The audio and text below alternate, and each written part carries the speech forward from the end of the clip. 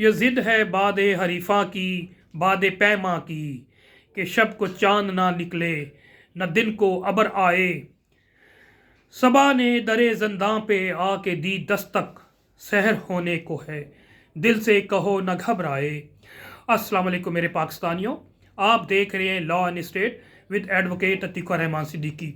आज के we log का मेरा मौजू सिर्फ एक ही है और वो सुन्नी इत्तेहाद कौंसिल की तरफ से इलेक्शन कमीशन ऑफ पाकिस्तान और पेशावर हाई कोर्ट की तरफ से मखसूस नशिस्तों के हवाले से दिए जाने वाले गैर आइनी फैसले के खिलाफ दायर अपील पर सुप्रीम कोर्ट के 3 रुकनी बेंच जिसकी सरबराही पुईनी जज जस्टिस मंसूर अली शाह साहब की तरफ से फैसला जात की मुतली है।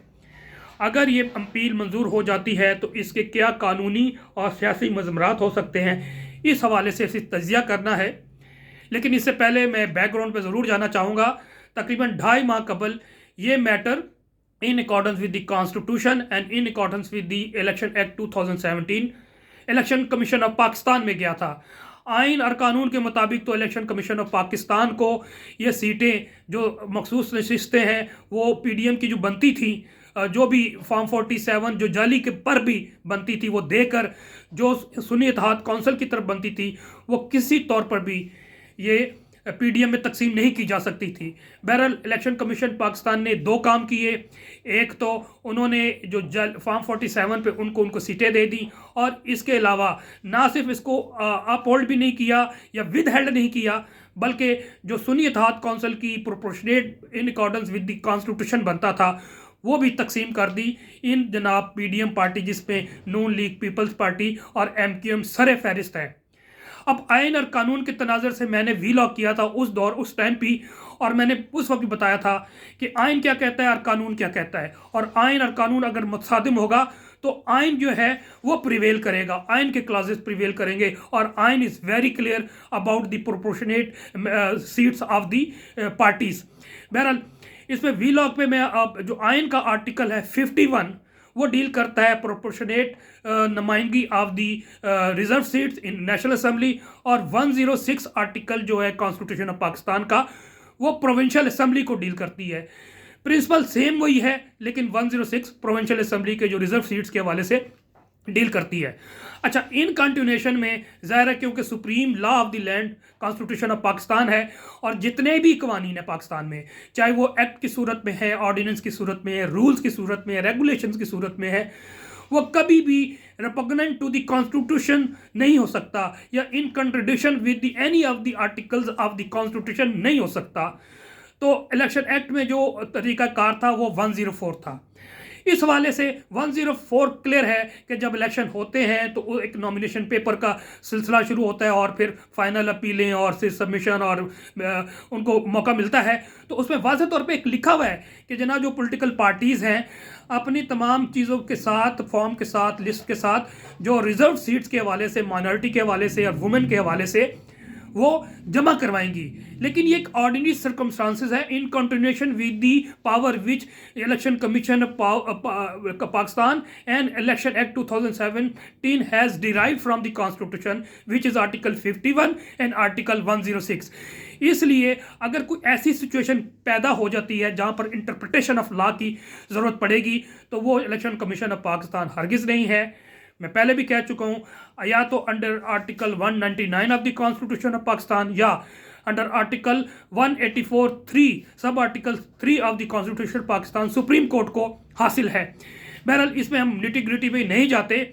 इलेक्शन कमीशन पाकिस्तान का जो फैसला था गैर आइनी था, पेशावर हाई कोर्ट का फैसला गैर आइनी था, क्योंकि जो हमारा इलेक्शन 51 और जो clause 6 sub article sub clause ई और डी और ई है वो इम्पॉर्टेंट है, वो मैं पढ़ देता हूँ। उसमें वाज़ेह तौर पे लिखा हुआ है कि जनाब किस तरह से इस चीज़ को आगे किया जा सकता है, और डी ही पढ़ूंगा क्योंकि ई जो है उसी की कंटिन्यूएशन है। ई जो डील करती है माइनॉरिटी के हवाले से और डी जो है वो 6D वो डील करती है रिजर्व सीट फॉर वुमेन। उस हवाले से मैं गुजारिश कर देता हूँ जो आर्टिकल 51 और सब आर्टिकल जो 6 और इसकी डी क्लॉज है, वो सबसे इंपॉर्टेंट है, यही आइन हर इसी को हमने फॉलो करना है। That is member to the seats reserve for the women which are allocated to the province under class 3 shall be elected in accordance with the law through proportional representation system of the political parties. List of candidates on the basis of total member of general seats secured by each political party from the province concerned in the National Assembly. इसके अलावा provided that for the purpose of this paragraph the total number of general seats won by the political party shall include the independent returned candidate, जो हमारा है, क्योंकि सुन्नी इत्तेहाद council ने तो election में contest नहीं किया था, लेकिन जो रिटर्न कैंडिडेट थे इंडिपेंडेंट, उन्होंने 90 से ज़्यादा वो ज्वाइन किया था सुन्नी इत्तेहाद कौंसिल को। तो यहाँ पर ये रेलेवेंट है कि total number of general seats one by the political party shall include the independent returned candidate or candidates who may duly join the political party within 3 days of the publication in the official gazette of the names of the returned candidates। ये सारा total principal है। अब इसमें political parties का जिक्र है, एक तो पार्लिमानी पार्टी का जिक्र नहीं था, जो कि इलेक्शन कमीशन ऑफ पाकिस्तान ने और पेशावर हाई कोर्ट ने ये फैसला बताया, जबकि यहाँ पर पॉलिटिकल पार्टीज़ है। और दो चीज़ें वहाँ पर एक और भी है, वो एक ये है कि जो जीते हैं वन किया इलेक्शन, इसके अलावा वो independent candidate with 3 days of the publication join करते हैं किसी पार्टी को, जो कि सुन्नी इत्तेहाद कौंसिल को। यानी कि आइन का जो आर्टिकल है 106 या 51 उसको फुलफिल किया था। अब इसमें एक लेकुना मौजूद था, उसकी मैं वाज़ेह तौर पर इंटरप्रिटेशन जाएगी, ये हाई कोर्ट में इंटरप्रिटेशन करेगी, क्योंकि ऐसे एक्सेप्शनल सर्कमस्टांसेस हैं। लेकिन आइन की विजडम क्या कहती है वो देखना है, और इंटरप्रिटेशन करके वो सीटें सुन्नी इत्तेहाद कौंसिल को मिल जानी चाहिए थी। और मुझे उम्मीद है कि जिस तरह हालात ने पलटा खाया है, जो अब कड़ी से कड़ी मिलाएं, जो 6 जजेस इस्लामाबाद हाई कोर्ट ने हिम्मत की और आइन और कानून के मुताबिक उन्होंने letter supreme court of Pakistan में लिखा, जो आज भी पेंडिंग है और उस पर लार्जर बेंच इसकी समाअत कर रहा है। इस पर भी इंशाल्लाह बड़ी हौसला अफजा खबरें आ रही हैं। जजेस जो ऑपिटेड डिक्टा यानी कि जो बयान देते हैं, बात करते हैं, उससे हौसला मिलता है। इसी तरह से कल जो बात की गई, बहुत सी हौसला अफजा डिस्कशंस या ऑबिटेड डिक्टा या जो फाइंडिंग्स ऑफ द कोर्ट जो है वहाँ पर वर्बली और उन्होंने बताया, वो मैं बाद में जिक्र करूँगा। लेकिन अब इसमें मैं ज़्यादा निटी-ग्रिटी पे नहीं जाता। और जो मज़मरात हैं, इंशाल्लाह ये अपील एक्सेप्ट होने वाली है, ये कानून और आइन के मुताबिक एक्सेप्ट होने वाली है। सबको मालूम है कि ये कंप्रोमाइज़, मैनेज और कंट्रोल सारा सिस्टम था, और उससे नुकसान ये पहुंचा कि पहले तो फॉर्म 47 के ज़रिए सूबाई असम्बलियों में और कौमी असम्बली में जाली लोग आ गए, और उन्हीं जाली लोगों ने जाली सेनेटर्स को इलेक्ट कर लिया, तो सारा सिस्टम कोलैप्स हो गया। और फिर इन्हीं जाली लोगों की वजह से जाली हुकूमतें कायम हो गई, और इन जाली हुकूमतों को कंट्रोल कर रही है फाशिस्ट लोग या साम्राज्यत, जो कि अमेरिका के इशारे पे अपना एजेंडे को बढ़ा रही हैं। जो इस अगर ये अपील मंजूर हो जाती है, इससे क्या जो रिपरकशंस आएंगे जो कानूनी या सियासी, उसमें से चंद जो है मैंने निकाले हैं। उसमें यह है कि फस्ताई और साम्राज्यी ताकतों को फिलहाल एक बहुत बड़ा धचका लगा है। अगर अपील मंजूर हो जाती है तो पीडीएम को मिली हुई सूबाई असम्बलियों और कौमी असम्बलियों की सीटों से हाथ धोना पड़ेगा। इसके अलावा फिलहाल सुन्नी इत्तेहाद कौंसिल की कौमी असम्बली की कम व बेश 20 सीटों में इजाफा हो जाएगा। सुन्नी इत्तेहाद कौंसिल की सूबाई असम्बलियों की सीटों में खातिर खा इजाफा भी हो जाएगा। साम्राज्यी ताकतों के आगे इनके मज़मूम मकासद को कारी ज़रब लगेगा।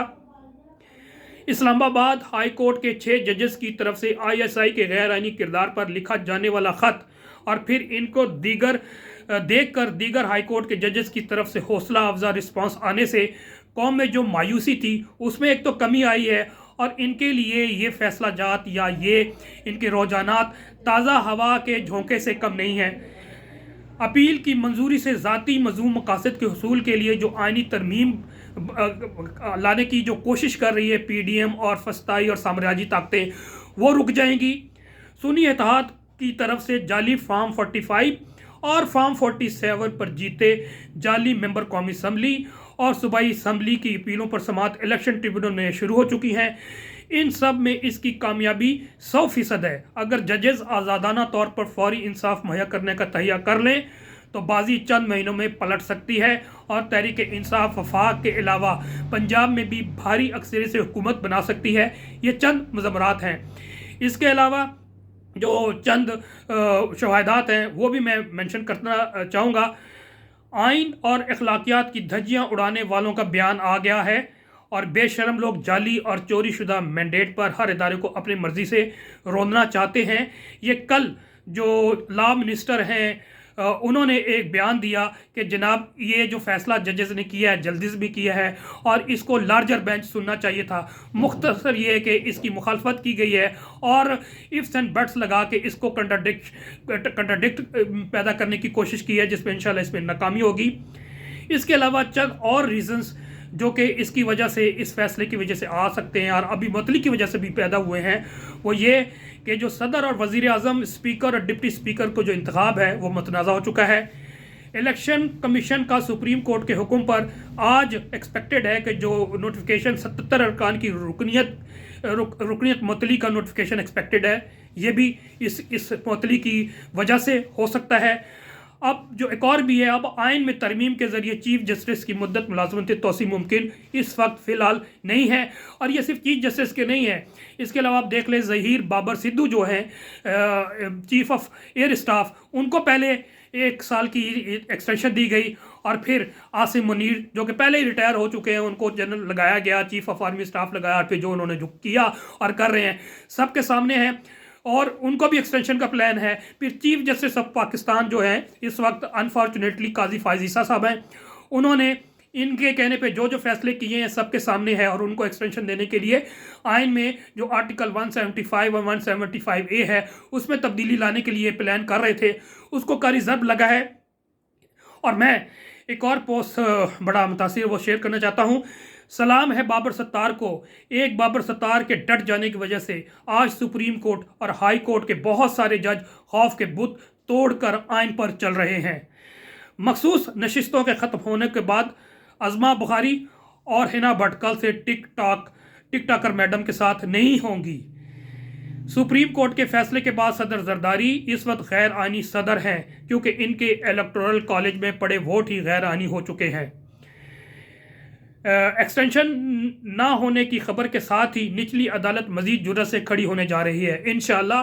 अब क्योंकि जब एक बंदा हिम्मत करता है तो उसकी वजह से दूसरों को हिम्मत होती है। जब हाई कोर्ट और सुप्रीम कोर्ट हिम्मत पकड़ेगी तो हमारी लोअर जुडिशरी भी इंशाअल्लाह हिम्मत पकड़ेगी। और अगर इनको अप्रोच करती है हमारी खुफिया इदारे, खुफिया एजेंसीज, तो इंशाअल्लाह ये फिल वक्त और फौरी तौर पे रिपोर्ट करेंगे इंस्पेक्शन जज को और इंस्पेक्शन जज आगे फॉरवर्ड करेंगे और उनके खिलाफ जो अप्रोच करते हैं उनके खिलाफ कार्रवाई अमल में लाएगी। और जस्टिस बाबर सत्तार ने जो तौहीन अदालत की कार्रवाई शुरू की है with regard to audio leaks, ये बहुत ज़बरदस्त स्टेप ली है, इनकी वजह से भी इनको का रिजर्व लगेगी।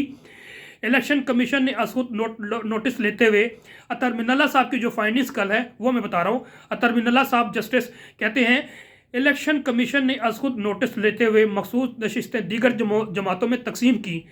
इलेक्शन कमीशन के फैसले में कोई कानूनी वजूहात नहीं बयान की गई, एक तरह की बंदर बांट की गई, यानी कि कानून भी इजाज़त नहीं देता, इलेक्शन कमीशन एक्ट भी नहीं देता, लाइन तो देता ही नहीं है। फिर जस्टिस मंसूर अली शाह का जो कल during court proceeding attorney general से मुखातिब हुए, जिसकी वजह से कोर्ट जो है ना मैं समझता हूँ बिल्कुल के बैठे जो वकला थे और हाजरीन थे वो अपनी हंसी नहीं रोक सके। जस्टिस मंसूर अली शाह साहब ने अटार्नी जनरल से कहा कि मिसाल के तौर पे कुल नशिस्तें 206 हैं, जिनमें से 200 पर आज़ाद अरकान मुंतखब हुए हैं, जबकि सिर्फ 6 सियासी जमातों के पास हैं। क्या आप कह रहे हैं कि 70 मखसूस नशिस्तें 200 आज़ाद अरकान को नहीं बल्कि 6 सियासी जमातों को मिलेंगी? इलेक्शन कमीशन के वकील ने जवाब में कहा बिल्कुल ऐसा ही होगा, जिस पर कमरा अदालत कैकों से गूंज उठा। जस्टिस मंसूर अली शाह ने वकील से कहा आपकी बात पर हंसी की आवाज़ें आ रही हैं। अच्छा, इस हवाले से मैं अर्ज़ कर दूं कि टोटल सीटें जो ख़वातीन की वो 60 हैं वो सूबाई असम्बली के हवाले से, और फिर सूबाई असम्बलियों में जो सीट्स हैं वो एक माइनॉरिटी की 10 हैं कौमी असम्बली में, कि 70 कौमी असम्बली की सीटों में फ़र्क पड़ेगा। इसके अलावा सूबाई असम्बलियों में जो पंजाब असम्बली की 66 हैं, इसके अलावा सिंध असम्बली की 29 हैं और KPK असम्बली की जो है वो 22 हैं और बलूचिस्तान असम्बली की 11 रिजर्व सीट्स हैं। तो इन सब को फ़र्क आने वाला है, पड़ने लगा है। इसके अलावा अतर मिनल्ला ने कुछ और फाइंडिंग्स दी और पीटर टिकटर बताता चाहूँ। एक मौके पे जस्टिस अतर मिनल्ला साहब का सवाल था, अगर कोई सियासी जमात किसी वजह से इंतखाबी निशान नहीं ले सकी तो क्या इस जमात के वोटर्स नुमाइंदगी के हक से महरूम हो जाएंगे। इसके अलावा जस्टिस साहब ने कहा, कानून में कहाँ लिखा है इंतखाबी निशान ना मिलने पर वो बतौर सियासी जमात इंतखाबात में हिस्सा नहीं ले सकते। तो ये सारी चीज़ें बड़ी हौसला अफजा हैं। इसके अलावा चंद जो सियासतदानों ने या जर्नलिस्ट ने ट्वीट किया है वो पढ़ देता हूँ। मखसूस नशिस्तों से मुतल्लिक इलेक्शन कमीशन ऑफ पाकिस्तान के तमाम इकदाम को गैर आइनी करार दिया जाए, यकीनी तौर पर किया जाना चाहिए।